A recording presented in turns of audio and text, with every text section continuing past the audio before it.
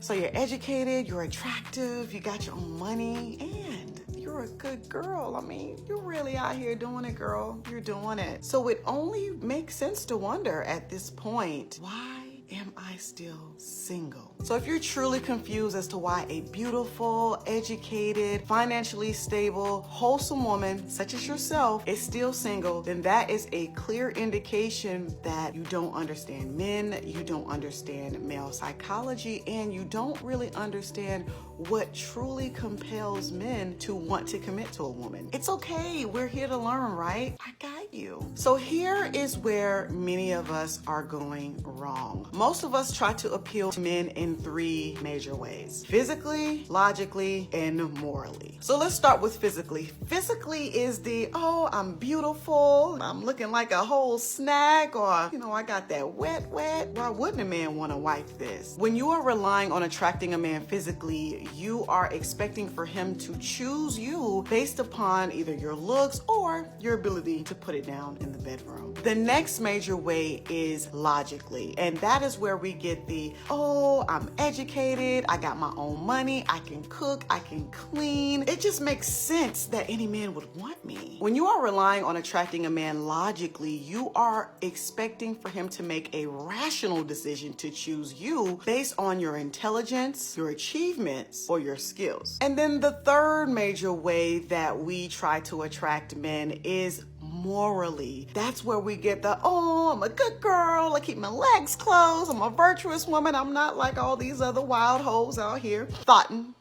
it up. When you are relying on attracting a man morally, you are expecting for him to choose you based on you being good or nice, or the fact that you have sexual discipline. And sis, while these three major ways we try to attract men usually have some noble and honorable qualities, relying on these ways to snag the man of your dreams, it usually just doesn't work. Why? Because in order to maintain the attraction of a man, stay out of the friend zone, and inspire him to commit, you need to appeal to a man emotionally. But Tora, I thought women were the emotional ones. Listen, sis, science has proven that biologically, all humans are emotional. They just express it in different ways. Men are emotional creatures too. This is exactly why you might see one man date a woman for 10 years, never marry her, and then marry the next woman 6 months after meeting her. This is why a man will pass up on a college-educated woman making the same amount of cash as him in order to be with the waitress. This is why a man will tell all the women around him that he's looking for a modest, God-fearing, Proverbs 31 woman, and then go off and marry an Instagram model and then try to convert her to Christianity. Now, is any of that logical? Hell no! It's all emotions. Regardless of what men tell you they want in a woman, they only are compelled to commit to women who make them feel some type of way. So let's just talk about these feelings here. Does he feel needed by you, or do you continually express how much you got this and how you can do it all on your own? Does he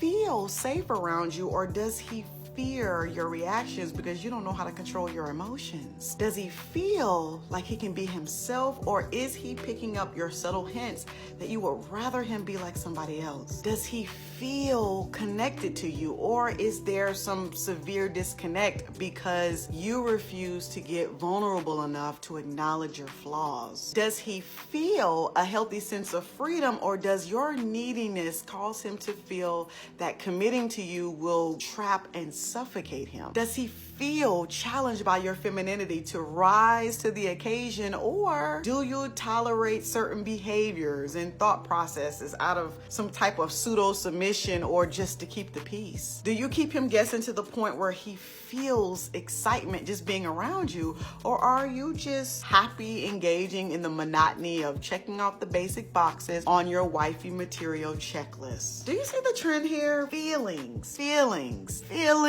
It don't matter how many degrees degrees you have, how much money you make, how beautiful you are, how much you can cook, clean, and submit. If you aren't able to trigger vital feelings and snatch his emotional energy by the throat, then what you have won't matter much. And you are at a tremendous disadvantage of inspiring a man to want to marry you. So now you're probably asking a bunch of questions to yourself. Well, how do I emotionally connect with a man? Oh, that's a whole nother video. I'll get to it. But simply put today, if you want marriage, your focus should not be on what you have, what you know how to do, or what you can offer a man. Your focus should be on your interactions with that man. That is the key in all your beauty, your education, your intelligence, your money, whatever. All that's icing on the cake. Okay, so now since we've talked about the three major ways that women usually try to appeal to men, what are some ways that you know that you've tried to appeal to men? Has it been physically?